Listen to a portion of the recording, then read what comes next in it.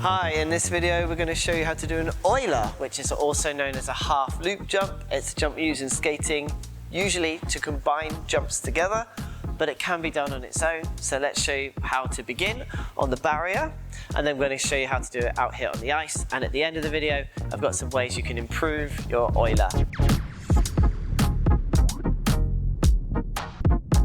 So we're going to start this over on the barrier. So let's come on over. So to start this on the barrier, I'm going to give you a little walkthrough. The first step is to hop from your back foot to your front foot. Set up a lot like a loop jump, you'll see my shoulders are facing the barrier and I'm hopping from my back to my front feet, which are in line, before adding rotation. And eventually what we'll do after the rotation is be able to glide along and let go of the wall. So let's see all that again at a better angle. So I'm set up like a loop jump, my left leg is in line with my right, slightly crossed. I'm hopping from the back foot to the front foot, then adding rotation. Start with your arm first to open your shoulders before you rotate, and then eventually you'll land that and be able to push along the barrier, glide along the wall and hold that position.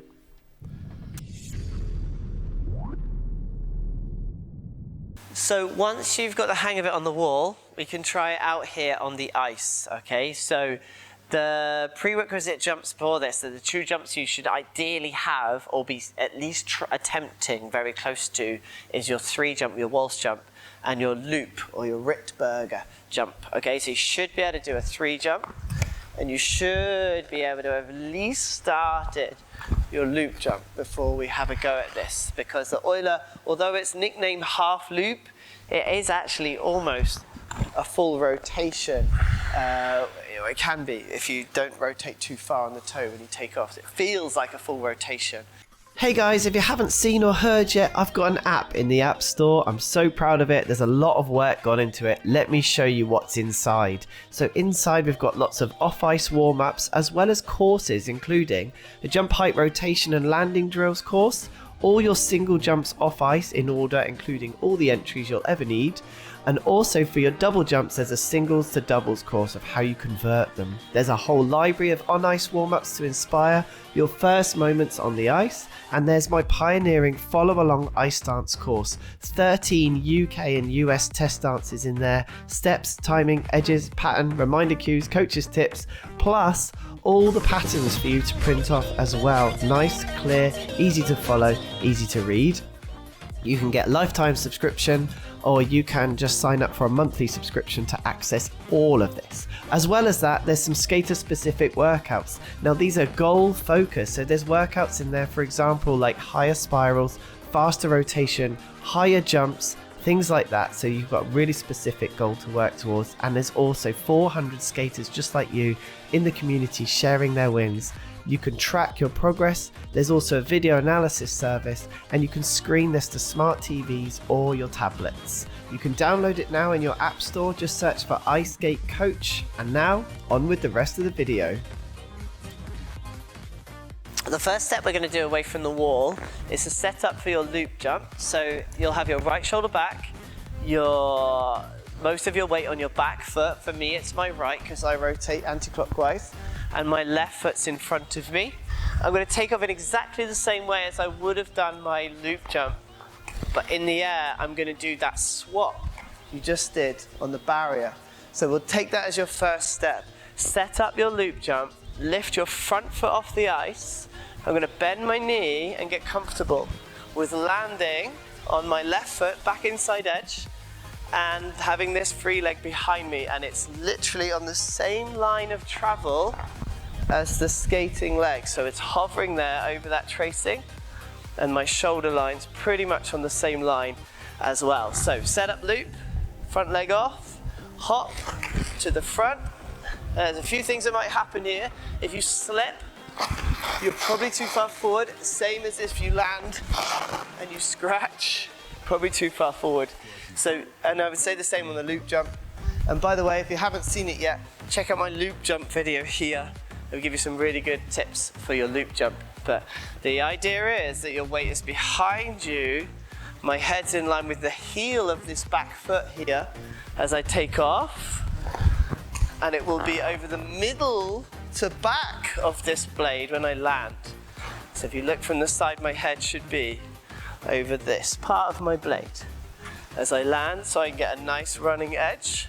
And especially if I'm using it in a combination and I want to say use it as a salchow or a flip entry, I need that pressure there on a nice part of the blade to help me get into that next jump.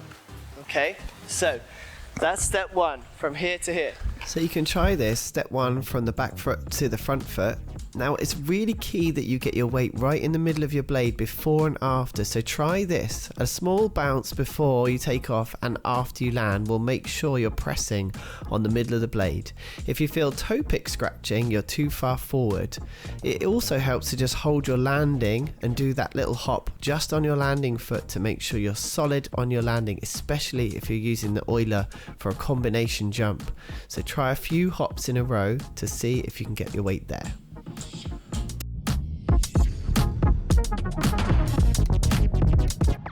Step two is we're going to take your loop jump takeoff. We're going to land on 2 feet. Okay, now you can start this forward with a mohawk to set you on this back inside edge or a C-step, or we can try and get all the way round to 2 feet and then get used to pulling that leg behind.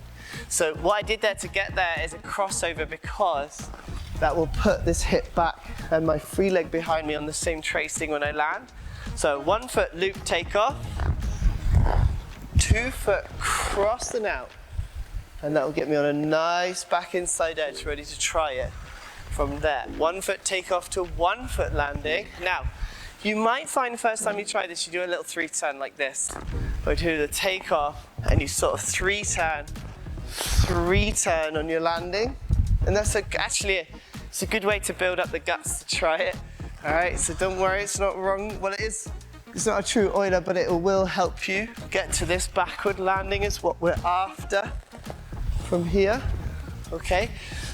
Which will be your final step, okay? So steps in order: hop, 2 foot to inside, 2 foot to backwards, and inside, 1 foot to 1 foot, even if it's a 3-turn, until you have your Euler. Okay?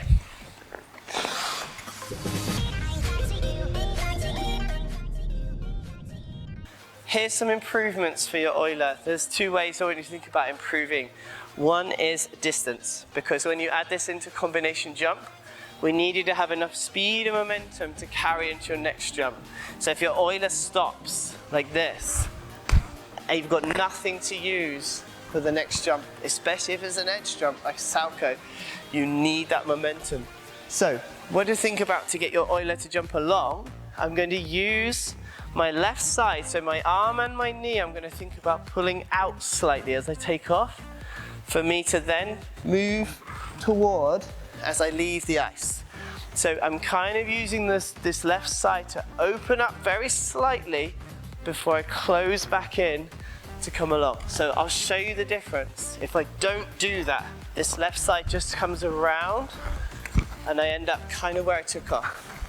Now if I move that left side back, you'll see it pull along and out. So I'm showing you that there as like a little half loop takeoff from a loop jump, so it's like a little falling leaf. So I'm moving that left side out, landing on the toe and stepping forward, and then I put that in my Euler to land backwards. I get the same takeoff, and I'll be able to throw myself much further along the ice to get that distance. Let's give it a go with speed.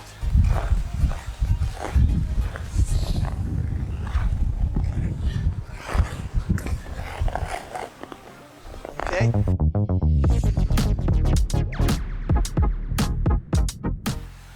Okay, for height. So a couple of ways you can think about getting more height. The first thing is very similar to a loop jump, this by the way. So if you've seen that video or you need to rewatch it, have a little look at that video. If you start a little bit higher in your knees, you'll have more press to give you lift. If you land already down here and you're trying to Euler out of it, you haven't got much to spring back off. So we want to make sure you're landing with enough bend here to absorb your landing and get you back up. If there's very little knee bend, you won't get much height. Or likewise, if you land already bent and it's at too much absorption, it's really hard to get back up. So make sure you've got a good spring in your knee. To complement that, we can use your arms in a down, up motion as you take off. So instead of just thinking about in and out or swinging around in the Euler, I'm gonna get my arms to come down lower and lift up very slightly. If you need more height, you can use your arms in that way. They don't have to come up here. They can stop around shoulder height. And that if you're putting that in between double jumps, you don't want your arms out here. You want them nice and close. But you can still get the lift from the arms. And the last thing to think about height is to bring that knee up with it as well. Okay, so I've got a nice bounce in this right knee. The knee comes up with the arms, everything's coming up. And that's going to just lift me off the ice nicely in a nice high Euler.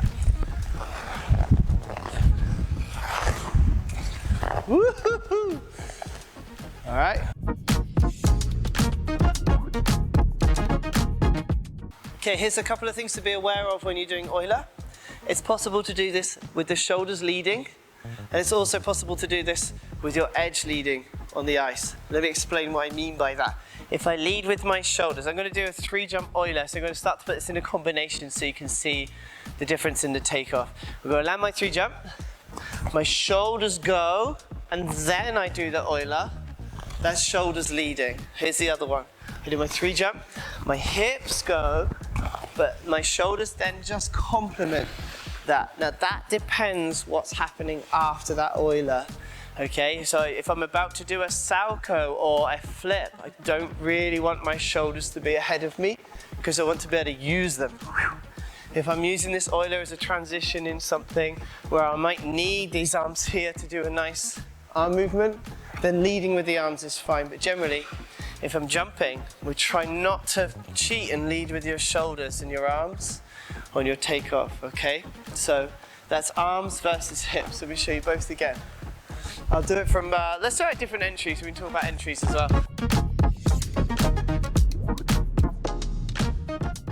So I've been doing them backwards. We can go inside 3 Euler, there. And then if I do the same inside 3 lead with the shoulders, this is not ideal. The shoulders go first, and it ends up a bit twisted. I want to make sure these stay in line, or I'm thinking about the hips coming first through the jump. Then go. Okay?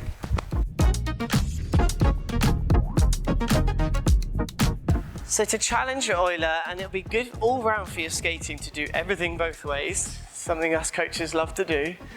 So you've mastered your Euler one way, would be to turn and come back the other way and give this a try.